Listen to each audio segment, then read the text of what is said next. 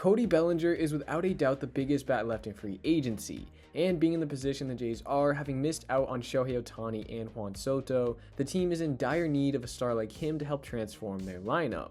So let's go over why the Jays should and should not sign him. For starters, we need to understand what type of player he is. Bellinger is a former MVP back in 2019 where he was being labeled as the next great player in baseball. But following a dislocated shoulder during the 2020 World Series that resulted in him receiving surgery, he struggled.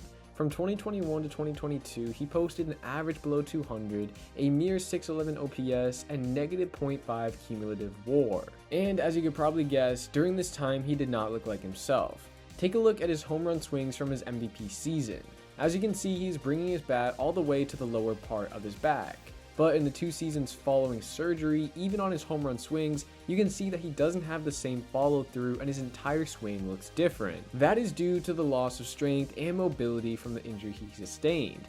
But last season, even on his first homer, you could tell his swing was a lot more reminiscent of his MVP self rather than the 21 and 22 version, which is a very good sign for him going forward. Another reason to hope for his signing is his defensive coverage. In 2023, he started 81 games in center field and 44 at first base, and he performed well in both of these positions, ranking in the 87th percentile in outs above average, 66th in arm value, and 86th in arm strength. He would be able to back up Vlad at first base, and if we lose him following the 2025 season, he could be the one to fill in. But for now, he of course will be moved to the primary left fielder for the Jays, with Dalton Varsho most definitely sliding into center. And while having a player be able to field multiple positions is a good thing, this actually brings us into the first reason why we shouldn't sign him, and that is how much he's going to get paid.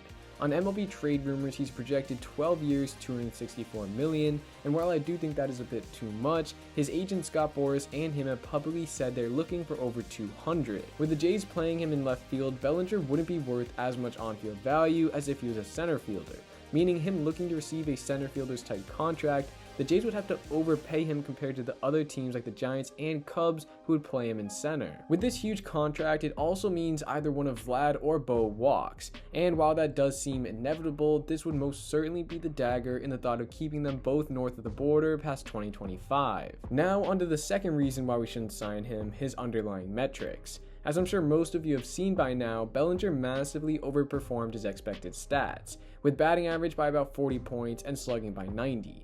Not to mention his average exit velocity, barrel percentage, and hard hit percentage are both towards the bottom of the league. These are all massive causes for concern because couple this with his extremely high cost and down years, and it wouldn't be too crazy not to be too excited over spending in excess of $200 million for his services.